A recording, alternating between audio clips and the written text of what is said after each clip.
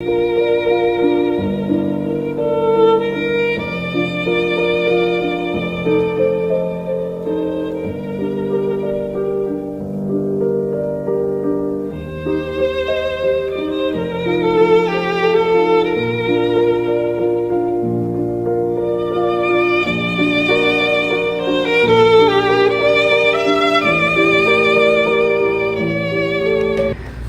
noite a todos. É com muita alegria hoje que venho aqui a convite do Plenitude, da Eliane, aceitar esse primeiro desafio. Para mim é um momento de muita alegria, mas também é um momento de muita apreensão, porque é minha primeira palestra. Dizem que a gente precisa de 20 mil horas para você ficar expert num negócio, né? Essa, vamos dizer que é a minha primeira hora, né? Ainda tem mais um bocadinho aí pela frente. Mas eu trouxe aqui para compartilhar com vocês um assunto que eu venho estudando há algum tempo, já faz... Acho que desde o começo da pandemia, todo mundo se voltou, né?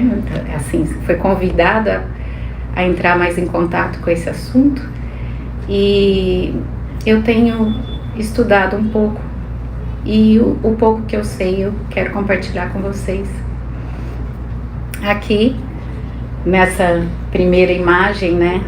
É uma pessoa entre o coração e a razão, né? Entre o pensamento e a emoção, o sentimento, né? Então é assim que a gente trata a nossa vida. Sempre a gente está recebendo desafios para escolher qual caminho andar, né?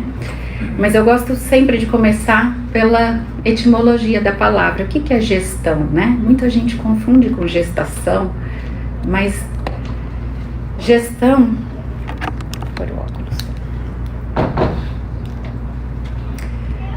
Gestão, a palavra vem do latim, sobre as formas gestio, gestionis, associa-se a um gesto, identificado no latim gestus, nesse contexto vinculado ao que foi realizado, e não como uma simples expressão emocional, e com a raiz do verbo gerere sobre a ideia de fazer ou empreender algo. Esse termo é um termo muito usado, né, no mundo dos negócios, nos business, né, como gestão, como gerenciamento, né, e isso a gente pode fazer na nossa vida.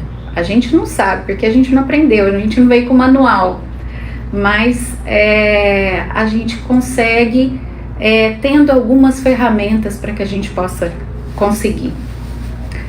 Aqui, como eu disse, gestão, ela é da mesma raiz de gestação, tá? No período da gestação, a mulher carrega dentro dela um projeto de vida, né? Que é um projeto melhor do que um filho.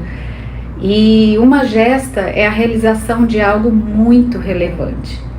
A mãe, né, como todo mundo que é mãe sabe, é uma servidora da vida, veio aqui para gerar, para suprir as necessidades do ser amado, né? Então, é a mesma raiz, porém o verbo de gestação é gerar, né? E da gestão é gerir.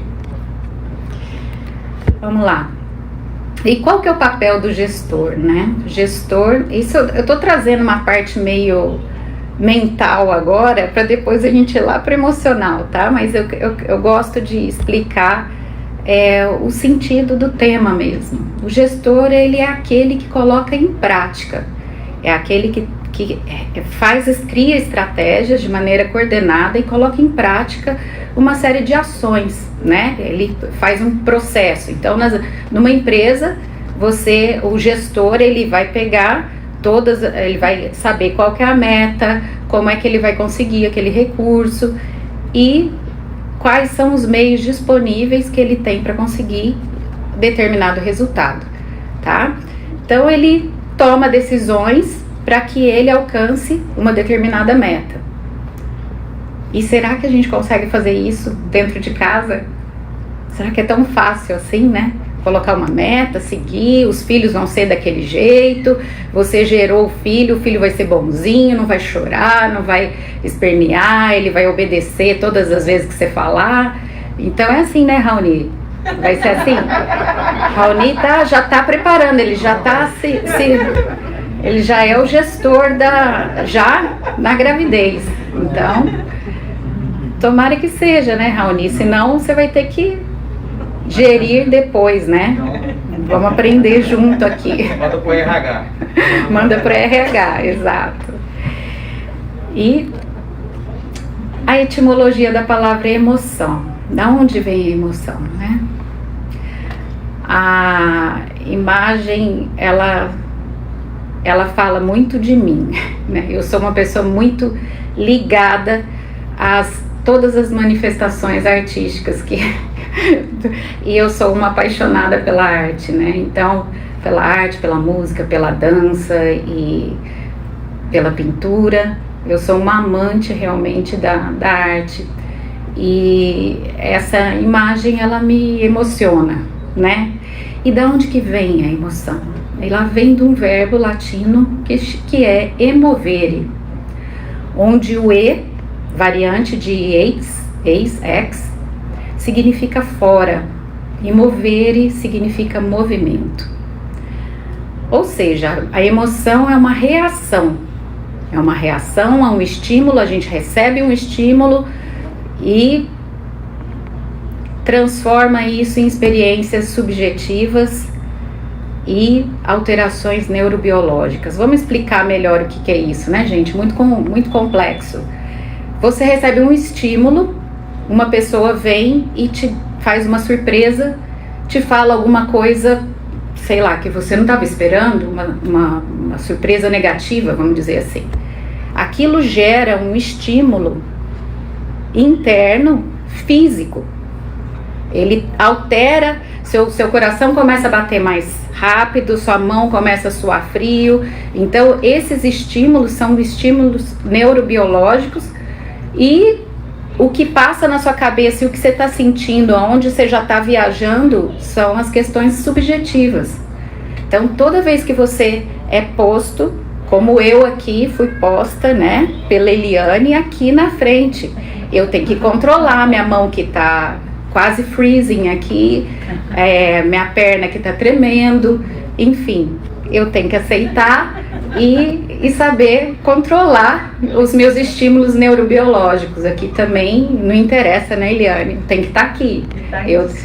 Eu tô como uma servidora da casa e eu tenho que trabalhar. Então, não reclama e bola pra frente. Então, esse mover de um lugar para o outro, né? Onde que fica esse movimento dentro de nós?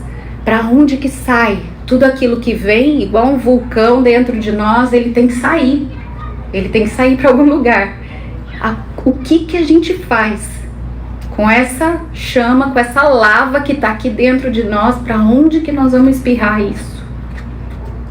Geralmente a gente espirra nas pessoas mais próximas, né? Da nossa família. Pois é, espirra. Põe a máscara para não espirrar. Mas é assim que acontece. Então, aqui a nossa intenção é gerenciar, é conseguir trazer equilíbrio a todo esse movimento desestruturado que é criado dentro de nós quando a gente é submetido a um estímulo, certo? Vamos lá. Como gerir as emoções no ambiente familiar? Essa é a roda da vida.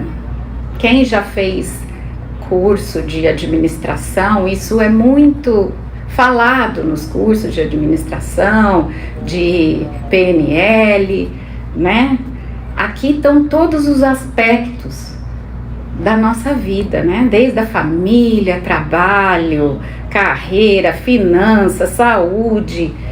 E aí você tem que dar uma nota para cada um. Quanto mais perto do meio, é menor a nota, tá? No centro do círculo é que você tá quase zero. tá? Quando você vai chegando lá na superfície, no perímetro do círculo, você tá joia. E você tem que preencher, desenhar qual que é a sua nota que você vai dar para essas emoções, tá? E geralmente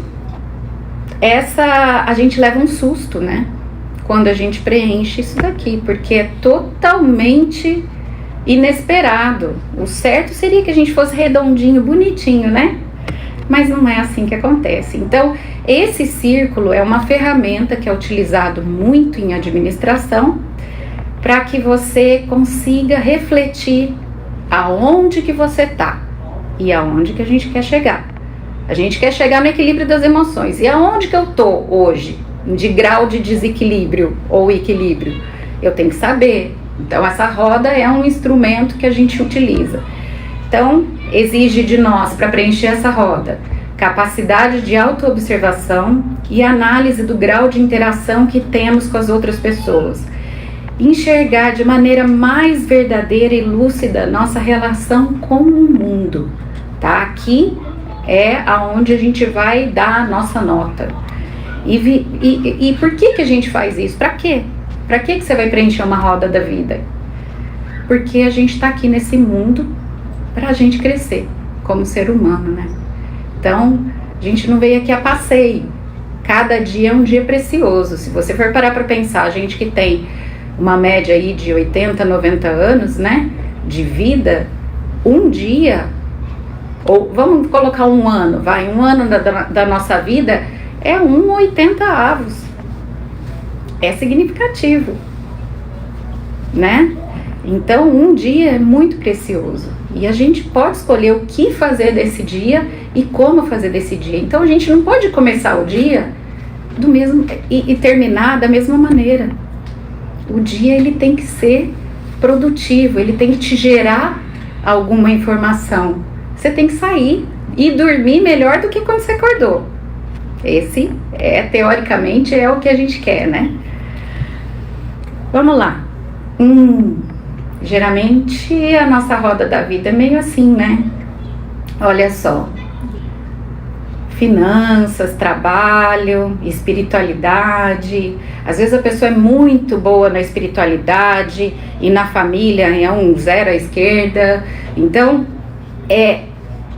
esse é um mapa de como a gente tá, como que é a nossa vida. E aí a gente consegue gerir. O que é gerir? Planejar, coordenar, controlar, organizar e colocar energia e força aonde precisa ser melhorado. Aonde está perto do centro lá, que está quase nada, a gente tem que trabalhar. É o setor onde a gente tem que trabalhar. Geralmente o nosso karma está ali, aonde a gente tem mais dificuldade, tá? Então, assim, uma dica prática é você fazer uma lista de desconforto. O que seria essa lista? É tudo que te desagrada, tudo que te faz mal, e você vai pensar qual é a limitação de você conseguir. Por que você não consegue ter uma boa saúde e todo mês você fica doente? Por que você não consegue sair do cheque especial, do vermelho por quê? Tem um porquê. Vamos analisar. Por que você não consegue ter um bom relacionamento familiar e briga com todo mundo quando tem uma reunião de Natal? Isso é muito comum.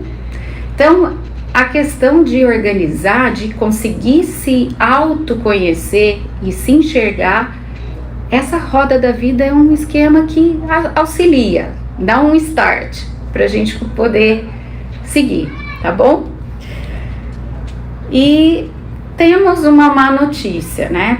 Por que e para que determinadas pessoas e situações estão na nossa vida? Por que essa criatura do meu trabalho entrou? Ela é meu karma, ela é tudo de ruim que podia acontecer para mim. Por quê? Essa que é a pergunta. A má notícia é que a gente atrai e a gente já programa todos os caminhos e todas as pessoas que entram e passam pelas nossas vidas, tá? E a boa notícia é que a gente tem como recriar e reprogramar tudo isso que a gente tem dificuldade. Então, é uma questão de gerir, né, a nossa vida, tomar as rédeas da nossa vida e seguir, não deixando nada de emoção de uma pessoa que fala alguma coisa e você se perturba, da outra que olhou torto e você já se sentiu mal. Então, quer dizer, essa gestão das emoções começa primeiro por nós, certo? Vamos lá, o que a gente faz com tudo isso, com todas essas demandas emocionais, tá? Nada acontece ao homem que não seja próprio do homem. Já é lá do filósofo Marco Aurélio, lá na época de Cristo, antes de Cristo até, 300 anos antes de Cristo, a teoria da responsabilidade. Então, tudo que vem, que chega na nossa vida é responsabilidade nossa, total, 100%.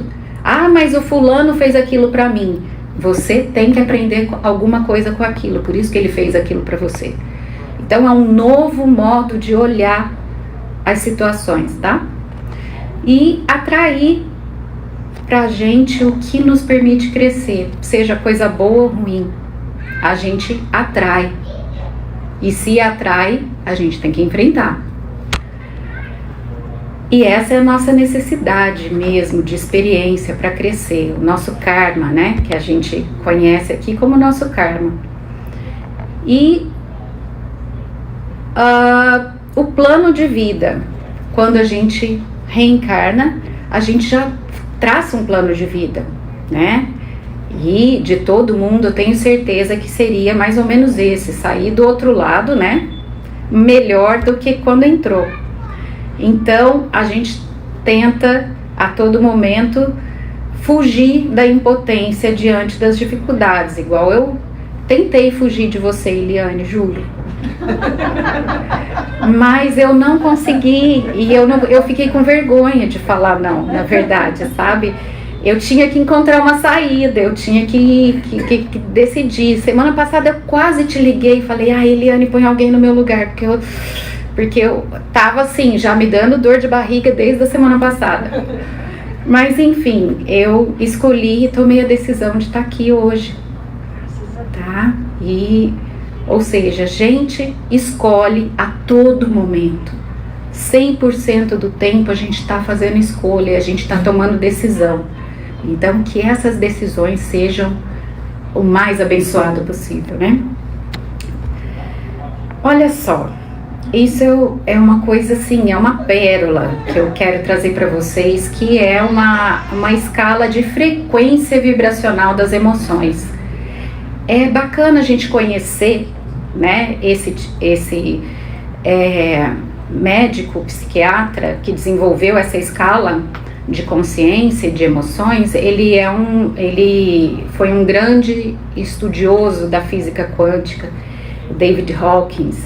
Então ele com mais de 20 anos de estudo em universidades e pesquisas, ele desenvolveu essa escala de frequência das emoções, tá? Então, se vocês forem parar para analisar, a emoção mais baixa que a gente tem acesso, é a vermelhinha lá, é a vergonha. A vergonha é a emoção mais baixa que uma pessoa pode sentir. A mais alta é a iluminação, né? Acho que a gente não consegue chegar aos 1000 Hz, mas a gente está sempre ali em torno, chegando nos 200, tá? E o nosso trabalho, o 200, que é a energia da coragem, é o ponto de mutação entre as baixas frequências e as altas frequências. Então ele é o ponto limiar, é onde muda a frequência. A hora que a pessoa atinge esse meio, não é o meio, mas ele é um ponto de virada, tá? Onde a pessoa consegue transformar aquelas energias baixas e ela consegue já começar a vibrar em energias. E isso foi medido, isso foram anos e anos, mais de 20 anos de pesquisa para ele desenvolver esse tipo de escala, tá? Eu não vou entrar muito no assunto, mas é muito interessante e a gente, lógico, quer ficar acima do 200, né? Então, meu exercício de estar aqui, eu tinha que alcançar o 200, pelo menos, tá? Vamos lá. Já que a gente tá na terra da Disney, né? Em Orlando, aqui trazendo uma das produções ganhadoras do Oscar, né? De melhor animação, o filme Inside Out, e Divertidamente. É um filme, eu assisti umas 6 vezes, assim, com as crianças, a gente adorou. E realmente, assim, é um filme que fala muito bem. Se quem não assistiu puder ter a oportunidade de assistir, ele é bem interessante, ele tem uma profundidade, ele fala, não é nem filme para criança, ele é pra gente mesmo. E onde ele retrata todas as emoções, tá? Eu vou passar rapidamente aqui. É uma menina de 11 anos, a Riley, que muda de uma cidade para outra, de Minnesota para São Francisco, e ela é posta a várias emoções, de tristeza, porque ela não queria se mudar, ela não queria largar a família dela, os amigos, quer dizer, a família foi junto, né? Ela não queria largar a vida de antes e começar, porque dói, o inesperado dói, né? Todos aqui são vencedores de ter vindo do Brasil para cá, porque é uma mudança. Então todos nós encaramos essa mudança, seja qual época for. Não é uma mudança, não é uma decisão fácil, mas todos nós tivemos essa coragem de encarar o medo, a tristeza, né? A ansiedade, que tem várias outras que não estão aqui. Aqui eles falam dessas daqui. Então, assim, não existe sentimento melhor ou pior. Estranho isso, né? A gente quer só ter alegria ali, a primeira bonequinha amarelinho. E não é assim, porque só alegria não é bom, né? A tristeza é necessária também, porque a tristeza faz a gente voltar para o nosso centro e tomar decisões que às vezes não são confortáveis. E que só alegria, só o oba-oba não vai gerar nada dentro da gente, não vai gerar crescimento. Então, muitos sentimentos como a raiva. A raiva é interessante, tá? Vamos seguir aqui, o medo agora, vamos falar. O medo nos faz sobreviver, assim como o nojo. O medo faz sobreviver. Por que que faz sobreviver? Porque quando você está diante de uma jaula de um leão, você não vai entrar, porque você sabe que você vai ser comido. Então, existe a necessidade de você sentir medo em determinadas situações, senão você não estaria aqui. Ele é um instinto de sobrevivência. Então, ele é necessário, assim como o nojo. Você vai comer uma comida estragada? Não, tá cheirando mal? Tem alguma coisa ruim. Então, também é uma emoção. Muita alegria é ruim, por causa daquilo que eu já falei. A pessoa que é muito pro lado só alegre, ela vai para fora e esquece de voltar para dentro, né? Voltar para dentro, olha só. A raiva impede muitas injustiças, tá? A raiva, ela é um foguete impulsionador, na minha opinião. Então, em muitos momentos, a raiva nos leva adiante.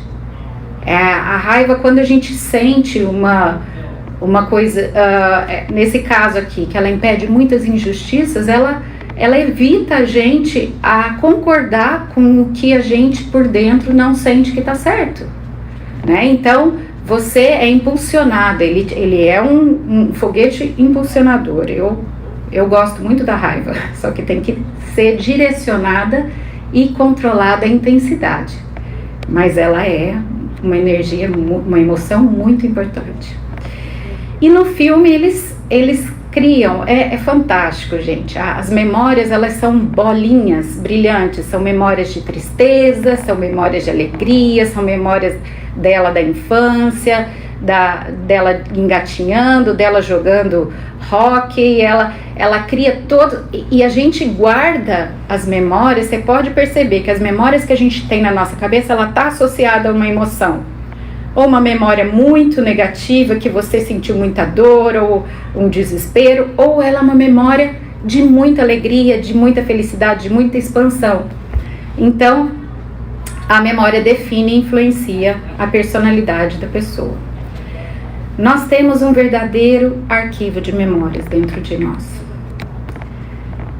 E aqui agora eu convido vocês a entrarem nesse corredor escuro, não precisa ter medo, e onde a gente vai ter várias portas para a gente encontrar o nosso caminho para o equilíbrio das emoções, tá? Ter o equilíbrio entre o coração e a razão.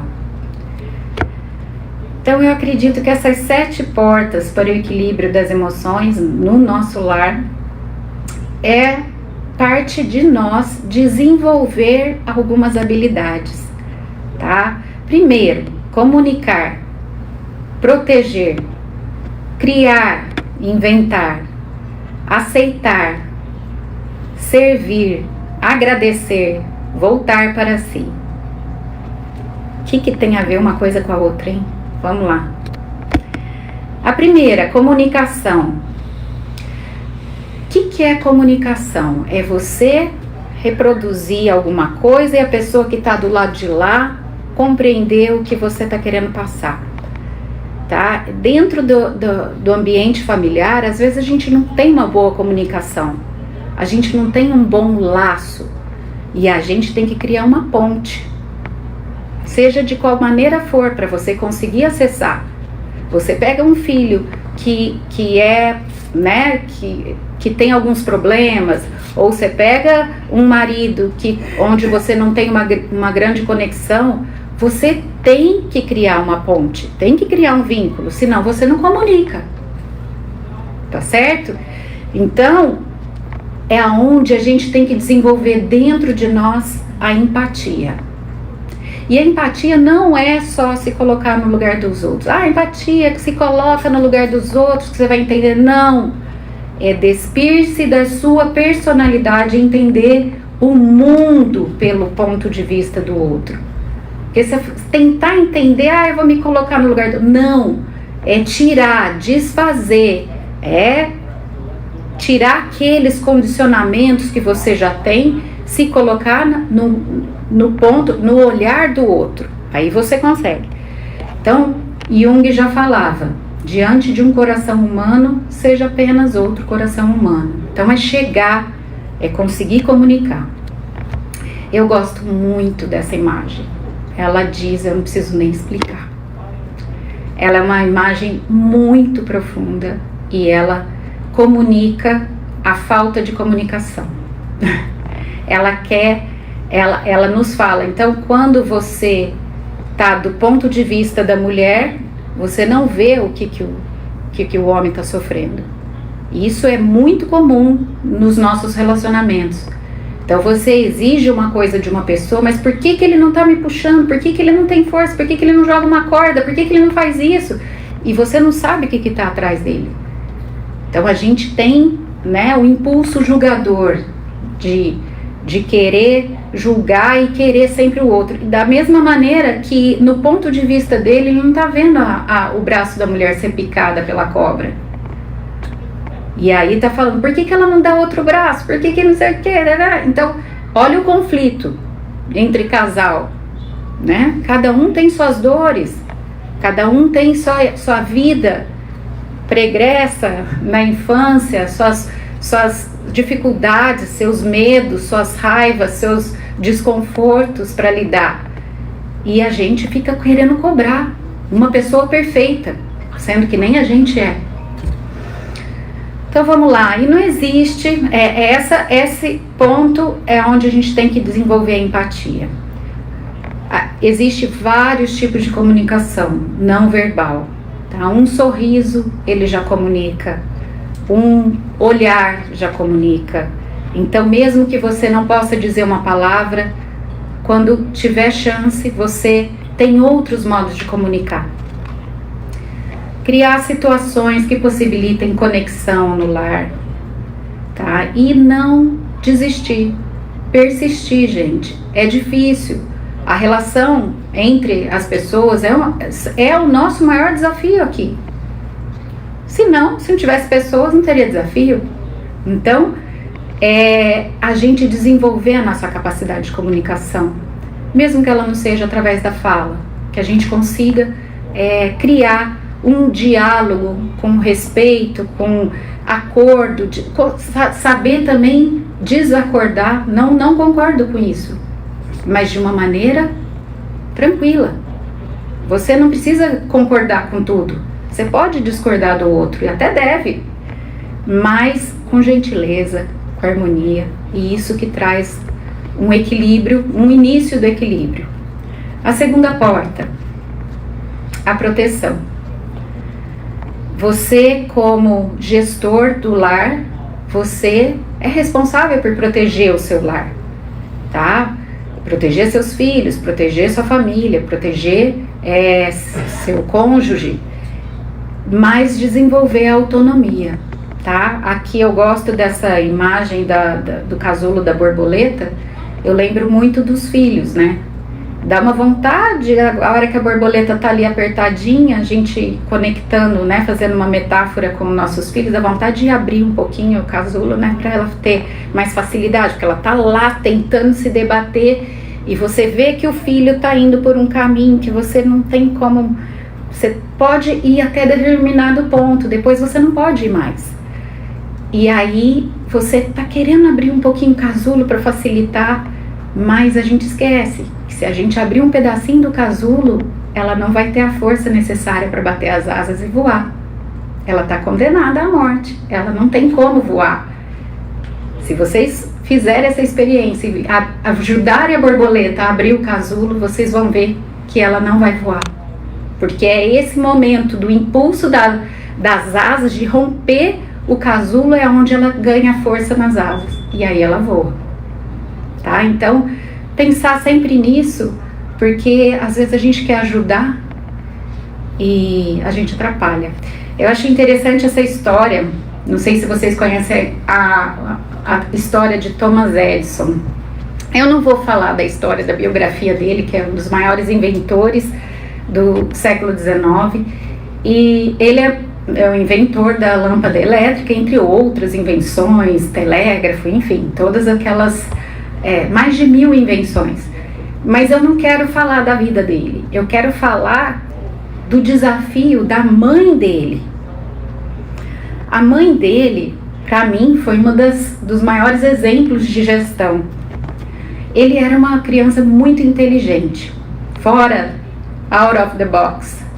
Então, quando ele foi para a escola, claro, obviamente, que era uma criança extremamente inteligente, nenhum professor aguentava ele. E ele foi expulso da escola. A mãe dele recebeu uma carta da diretora da escola falando: seu filho tem algum retardo mental, ele é um deficiente mental e a gente não aceita deficientes na nossa escola. Então, a partir de amanhã, ele não pode mais pisar na escola. Ele tá eliminado, suspenso, eternamente, não apareça na escola. Ela leu aquela carta, geriu suas emoções, fechou a carta, escondeu aquela carta. E ela chegou para o filho, como que ela ia dar notícia que o filho não poderia mais ir para a escola, porque nenhum professor aguentava ele. Ele falou: filho, eu recebi uma carta hoje de todos os seus professores falando que você é tão inteligente, mas tão inteligente que você não precisa mais ir para a escola, você pode estudar de casa e a partir de amanhã eu sou sua professora. Mas você é tão inteligente, meu filho, que é assim, não tem como você participar da escola, você está muito acima. E a carta estava dizendo ao contrário. Então, ela desenvolveu nele, criou, ele foi, montou no porão da casa, ele montou um laboratório de invenções e tudo mais, e ela só dando motivação para ele, porque ela viu o potencial dele, apesar de não ser uma criança normal, e ela desenvolveu esse gênio. Então, é um exemplo lindo. Não vou falar da vida do Thomas Edison, não precisa. Eu só quero falar da mãe, da capacidade dela de gerir essas emoções, de receber uma carta daquela e transformar totalmente a situação. Vou correr aqui, porque senão... A terceira porta é uma porta da criatividade. É desenvolver a imaginação, estabelecer diálogos através de outros meios também emocionais. Quem diz que é só através da fala que você comunica, né? E eu lembro quando as crianças eram menores e elas gostavam que eu contasse histórias para elas, né? E aí eu já estava sem inspiração para contar, e cada dia eu inventava uma coisa. Aí eu tive uma ideia, sentei no piano, eu falei, nossa, eu vou contar qualquer bobeira, mas com trilha sonora, né? Sentei no piano, ia contando as coisas, falava algumas coisas tão simples e tocava. Tan-tan-tan, tan-tan-tan. E aí aquilo lá para elas foi a experiência mais maravilhosa. Elas não queriam a história, elas queriam o contexto. Eu já estava sem inspiração, mas elas queriam a música. Elas não queriam que eu sentasse e contasse história, elas queriam ter a emoção. A Helena ficava assim, a hora que eu tocava o Beethoven, a Quinta Sinfonia, esse pedacinho, ela já ficava morrendo de medo. O que será que vai acontecer? A bruxa? Tará. Então, assim, era o meu jeito que eu tinha de alcançar o vínculo com elas. E durante muito tempo foi o meu caminho que eu conseguia. Então, cada um através das suas habilidades. Se a criança gosta de desenhar, através do desenho. Se a criança gosta de esporte, vai participar do esporte. Então, criar esse vínculo, estabelecer com inovação uma maneira de você se conectar com o seu filho, porque aí também está a comunicação. E você tem que lidar com a resistência, tá? E isso tudo, lógico, baseado no amor. Aceitação é a quarta porta que nós estamos caminhando. Gente, para mim, essa é uma das mais importantes emoções ou atitudes que a gente pode ter. Aceitação, todo mundo fala, vou aceitar a pessoa do jeito que ela é. Não é essa aceitação passiva. É uma aceitação fazendo todo o melhor que você pode dar, porém o que você não pode mudar, você aceita. Sabe aquele ditado, aceita que dói menos?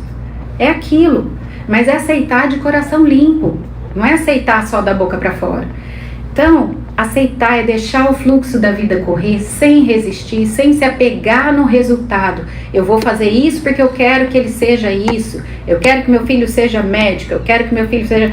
Não, ele vai ser o que ele quiser, independente de você querer ou não. Tá? Então, exige da gente uma maturidade, tá? É uma aceitação ativa e sem apego. Então, exige entrega e fé. Tá? Aceitar é você entrar em conexão com aquela paz de espírito que você fez o seu papel, você cumpriu o seu papel independente do resultado. Se você foi a melhor esposa para o seu marido e o seu marido decidiu fazer outra coisa, escolha dele. Você, como Jesus se esperneou a hora que ele subiu lá no Monte das Oliveiras e passou aquela madrugada de estruturando, né, a morte física dele e sofrendo. Ele brigou, ele estapeou, ou ele aceitou. Então ele é o nosso maior exemplo de aceitação, tá? Aceitar é estar lúcido no momento presente, não gastar energia com conflitos, não esvaziar julgamento, projeção, vitimismo, nada disso. Joga fora porque não ajuda. Então aceitar é aceitar de coração aberto. Você vê que lá naquela escala de frequência vibracional, a aceitação está lá em cima. A gente não consegue. A aceitação, ela é quase que a mesma vibração do amor incondicional. Ou seja, você ama, eu amo se ele fizer isso pra mim, se ele não fizer eu não amo. Geralmente é assim que a gente ama, é um amor condicionado. Não, eu amo meu filho, até ele fazer alguma coisa que você não gosta, aí você vai pensar de novo. Não, eu amo, mas qual é a sua atitude em relação a isso?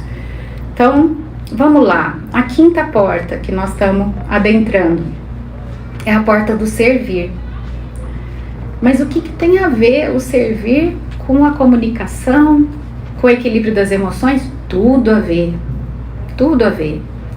O servir tá conectado intimamente com a fraternidade. E quando você tá gerando um gesto de fraternidade, você não tem tempo de reclamar que tá doendo, que você tá com dor física ou emocional, que você tá produzindo um exercício de fraternidade. Então, você acumula uma energia de doação. E é incompatível você sentir energia de doação e sentir dor. Não dá. Como que fala? A lei da física? Dois sentimentos não ocupam o mesmo espaço, né? Não, sentimento não ocupa. Dois corpos não ocupam, os dois sentimentos também não. Não tem como você sentir paz, doação e sentir revolta. É incompatível, certo? Então, cada um, através do seu dom, cada um exerce o seu dom que recebeu para servir os outros, administrando fielmente a graça de Deus em suas múltiplas formas. Isso está em Pedro. Fraternidade é um pequeno ato de generosidade que pode mudar o mundo de alguém. Sentir-se uno com o mundo, porque você é feito da mesma fonte. Sabe por que o universo chama universo? Porque é uno, universo. Nós somos feitos da mesma fonte. Então a gente tem que deve utilizar a nossa vontade, a nossa força da vontade para agir. Como nos contos de fada, né? Quando o príncipe tem que salvar a princesa lá do castelo e o dragão tá lá e soltando fogo e tudo mais, o príncipe, ele pergunta, será que ela vai gostar de mim? Será que eu vou ter que salvar ela e ela depois vai ficar comigo? Não, ele vai incondicionalmente. Ele vai com toda a força da vontade para salvar a princesa contra o dragão. E no meio do caminho ele encontra ele encontra um pássaro que lhe dá uma espada de aço, onde ele vai conseguir cortar todos os espinhos do caminho. Ele encontra um ancião que dá uma capa de invisibilidade e ele consegue vencer o dragão. Então ele vai encontrando nos caminhos dele, ele vai encontrando, porque a força da vontade é tão grande que mesmo ele não tendo sua espada, seu escudo, sua invisibilidade, no caminho vai aparecendo. Ou seja, nada segura a força da vontade. E é uma canalização que ninguém segura mesmo, tá? E a cooperação, né? Então, não vibrar na energia da competição. A nossa geração, ela recebeu pelo menos a minha, né? Ela recebeu tem gente mais nova ali. Nossa geração é dura. Ela recebeu uma energia de competitividade muito grande. E a gente tem que enxergar isso, a gente tem que abrir os olhos para isso e enxergar que essa energia não leva a lugar nenhum. Que hoje a gente tem que transmutar essa energia para cooperação, tá? Esse Ubuntu, vocês já devem conhecer, muitos já devem conhecer a história. É uma palavra, né, que é muito conhecida na África, onde uns ocidentais foram fazer um experimento na África com crianças carentes e fizeram uma análise comportamental das crianças e falaram, as crianças, lógico, eram carentes, sentiam fome e tudo mais, e eles estavam lá fazendo um experimento. e deram para aquelas crianças uma atividade onde elas tinham que alcançar, quem corresse mais rápido iria ganhar todas aquelas balas, doces e tudo mais. E as crianças, meu Deus, né? Então, vocês vão, o primeiro que chegar vai ganhar tudo. A hora que apitou o sinal, as crianças, em vez de saírem correndo, uma segurou na mão da outra e todas correram juntas. E os doces foram para todas. Então, é um olhar diferente. Não tem competitividade, ninguém queria ganhar mais que o outro. Todas correram de braços dados e todas ganharam os doces. Então a gente tem que aprender com essas coisinhas, né? E o Ubuntu é essa palavra, é o ganha-ganha. Eu não tô feliz quando o outro não tá feliz. Eu acredito que as Olimpíadas em breve, se ela acompanhar o estágio evolutivo da nossa Terra, que se Deus quiser vai ser rápido, logo não vai ser do modo que é, um ganha e outro perde. Vai ser uma autossuperação. A pessoa vai fazer melhor do que ela fez antes. Eu acho que aí é o caminho. Bom, vamos lá. A vontade, então, é Deus atuando através de nós. Agradecer. Agradecer também é um exercício muito importante no lar.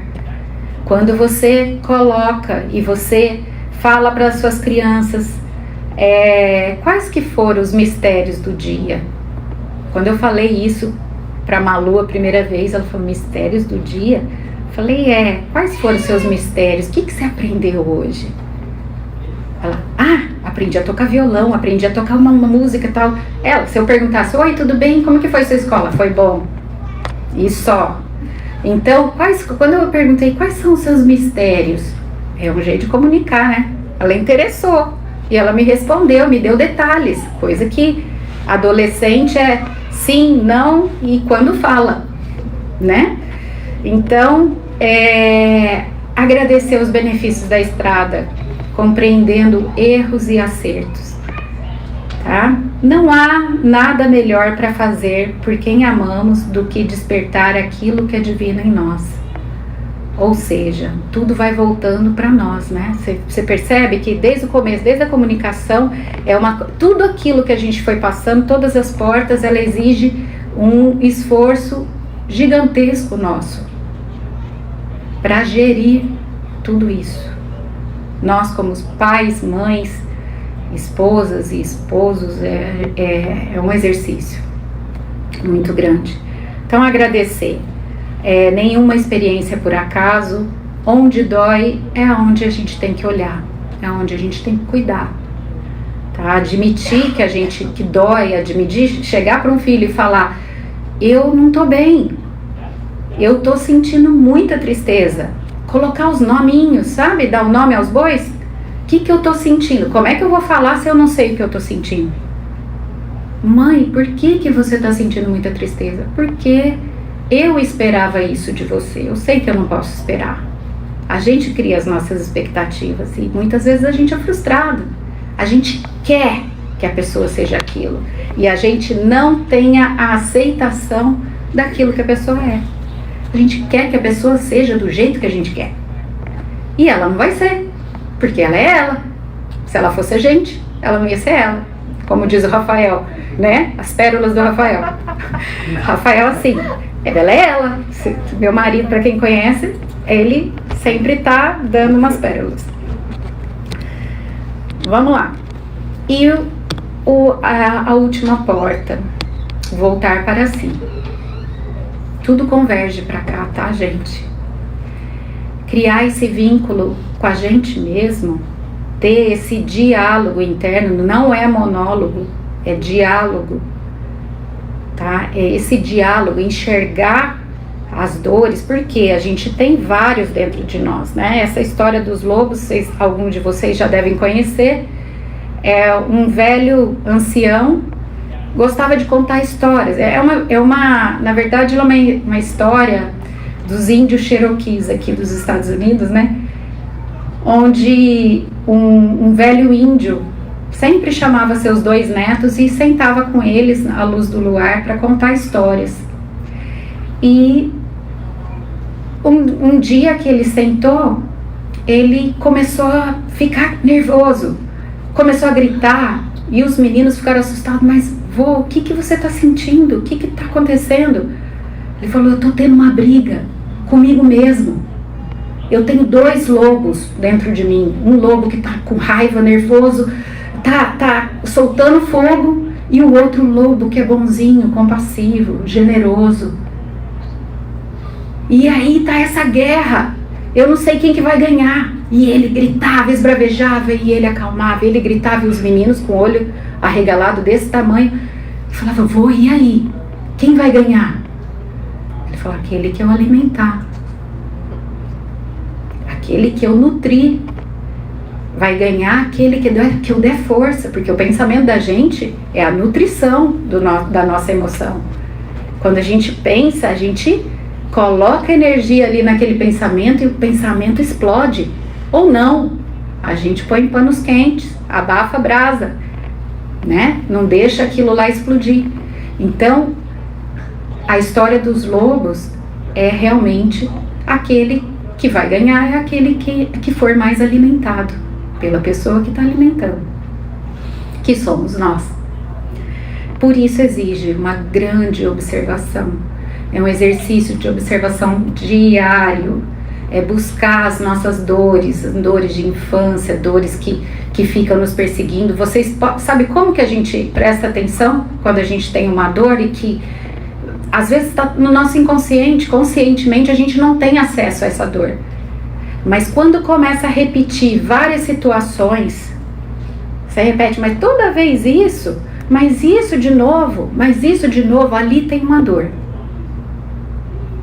É um momento para vocês pensarem: ali está a dor, porque senão ela não ia repetir.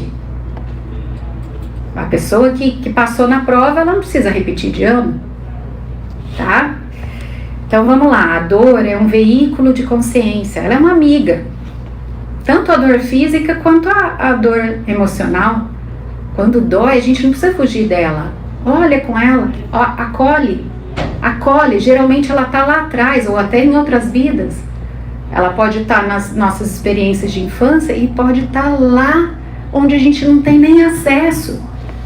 E não pode ter acesso, porque se a gente tiver acesso, a gente não tem equilíbrio emocional para conseguir enfrentar isso. Então, aonde está aquela dorzinha, cura ela. A gente tem o poder de curar. E é ali que está a aresta pontiaguda que a gente tem que aparar. É isso. Dói, né? Mas a gente consegue. E reconhecer a dor, atravessá-la, sem apegar, sem alimentar. Maturidade é reconhecer e viver a verdade de cada momento, atravessar a noite escura, fortalecido por sua própria luz. Cuidar de si é cuidar do mundo e torná-lo melhor. Então, a gente não é vítima do mundo, a gente recebe do mundo o que está em ressonância com a gente. Ah, porque o obsessor, não sei o que. Você está em ressonância com ele, porque senão ele não seria seu obsessor.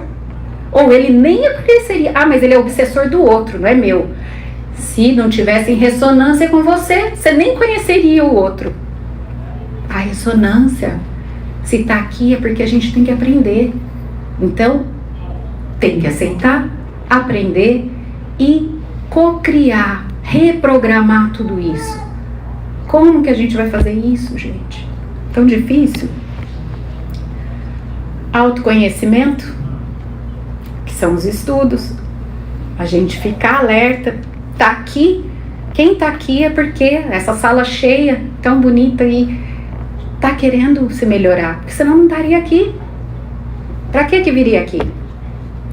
Autoobservação. Às vezes a gente quer melhorar, mas a nossa dor tá lá no inconsciente.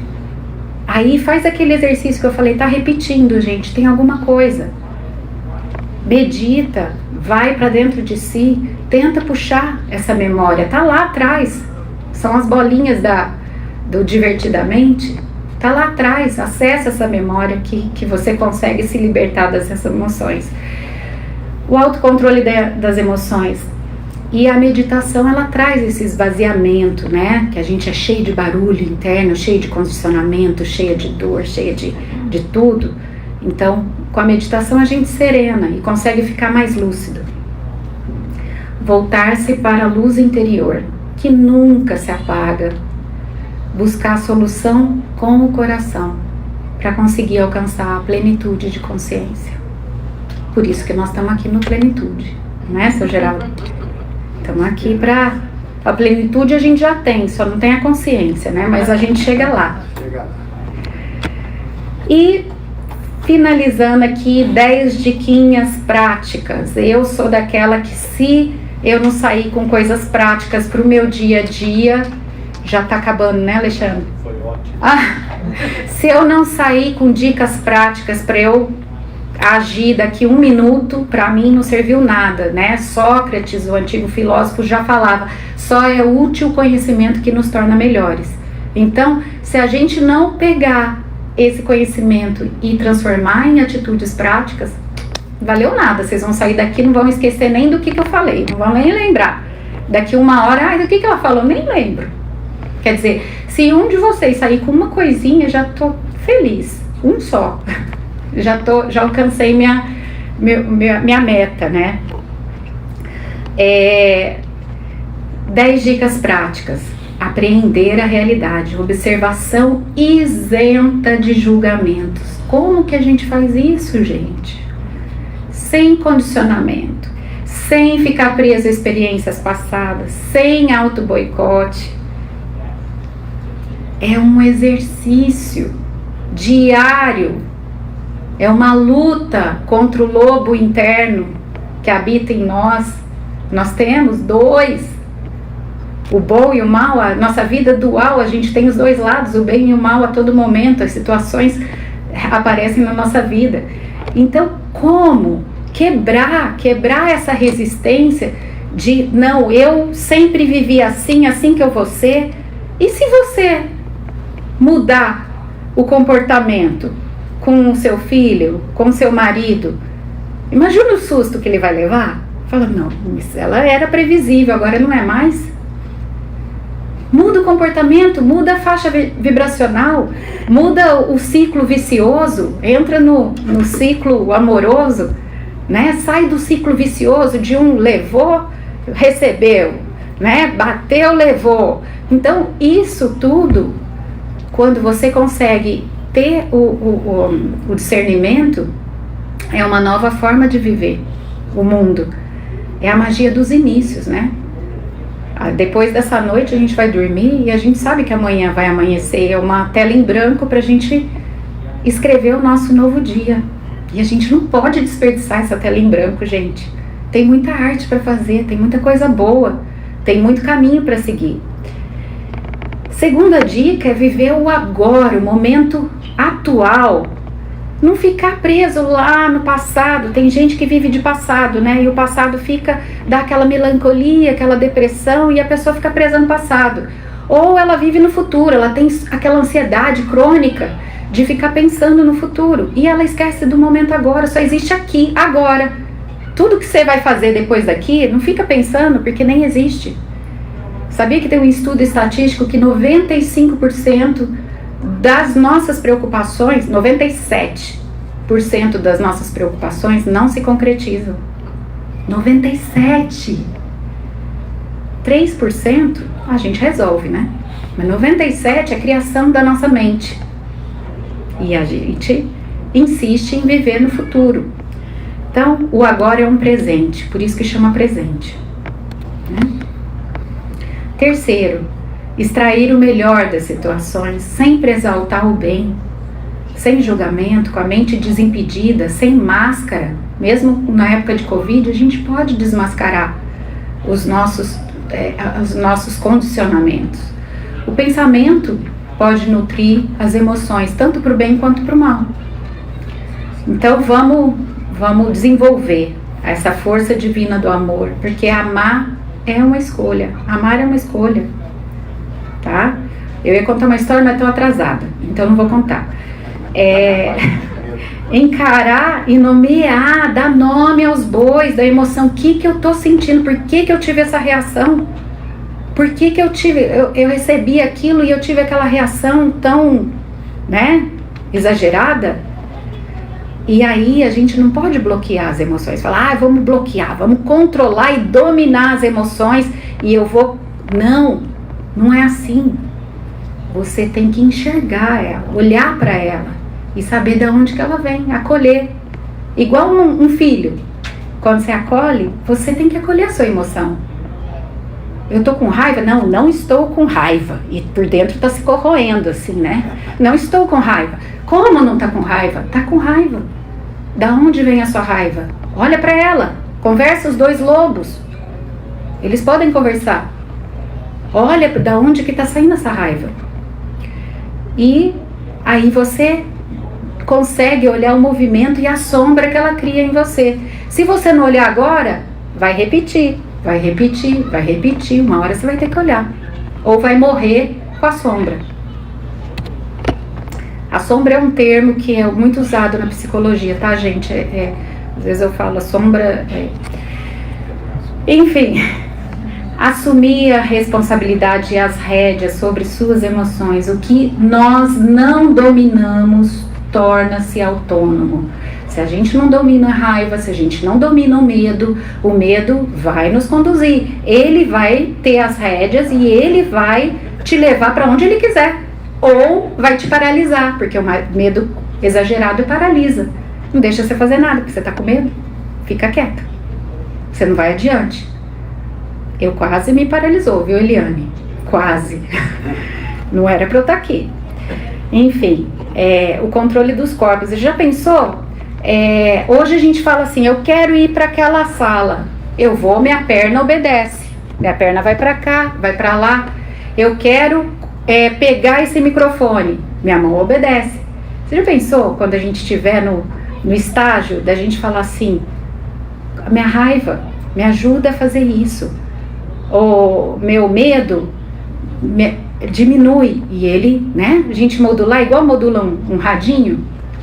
Já pensou que maravilha que seria? E a gente não teria, porque a raiz do sofrimento está aí. Então, é um novo olhar para os desafios. Eu não gosto de falar a palavra problema, porque o problema está na nossa mente. Troca a palavra problema na vida de vocês por desafios. Pensa que é um game que você tem que ir para a próxima fase. Aquilo chegou, você tem que passar, ou você vai conseguir passar ou não. Aí vai ter que repetir a fase se não passar. Então, a gente não tem como escolher o que a gente vai passar, porque está no nosso plano kármico. Mas a gente tem como escolher como a gente vai reagir. Desenvolver, tá acabando, gente, juro. Eu não tinha noção, agora eu já tenho, que foi muito slide. Mas tá na penúltima, tá? Desenvolver a força da vontade. A força da vontade é uma espada bem forjada. Ou ela te afia ou te desgasta. Depende do aço que você é feito. Então, eliminar da nossa vida a emoção da preguiça, da depressão, essas emoções de baixa frequência. Nenhuma experiência é por acaso. Onde dói é onde nós temos que cuidar. Admitir a dor, eliminar as crenças limitantes, compreender as informações de cada situação, eliminar a emoção do vitimismo também, que não serve para nada. E por último, escolher vibrar nas mais altas energias, alimentando os vórtices positivos das altas frequências e criar circunstâncias para que essa energia esteja no lar. O evangelho no lar é uma coisa, uma luz que traz dentro do nosso lar, gente. Ele ilumina, pode acreditar. E essa imagem, eu não queria trazer uma imagem de Jesus, eu queria trazer uma imagem da energia de Jesus, e eu consegui achar. Do Monte das Oliveiras, porque a gente fica muito preso na personalidade, né, no físico, e eu quando achei essa imagem, eu falava, é tudo que eu queria, essa imagem de Jesus. Que essa foi a última noite dele, foi a última madrugada que ele passou lutando contra suas próprias sombras. Olha, até Jesus passou isso, gente. A gente está no caminho, vai, força. A gente está chegando lá. E ele se conectou. No dia seguinte, ele foi crucificado, né? Ele foi preso, aí mesmo no Monte das Oliveiras. E a Joana de Ângeles já diz no livro Psicologia da Gratidão, quando o processo de crescimento emocional liberta o espírito da sombra, nele se apresenta a luz da verdade, o discernimento. Então, vibrar na energia da gratidão, do amor incondicional, se conectando com a energia do nosso Mestre Jesus, é tudo que a gente precisa para a nossa vida, gente. E assim eu finalizo a minha explanação, agradecendo muito a oportunidade de estar aqui, de compartilhar um pouquinho do meu estudo. E tem essa frase do Chico: o problema do homem é o seu excessivo apego ao que é transitório. Sem dúvida, ele deveria olhar mais para dentro de si do que no espelho. Falta-lhe desenvolver o senso de eternidade. A gente não se identificar com essa personalidade aqui. A gente é muito maior do que isso. A gente é uma faísca da luz divina que habita esse corpo, que pode ser qualquer corpo. Então, quando a gente desidentifica da personalidade, a gente percebe que as experiências que a gente passa é para desenvolver essa personalidade, é para desenvolver o nosso ser interno, né? E é onde a gente tem que se fortificar, se fortalecer e seguir adiante. Muito obrigada, gente.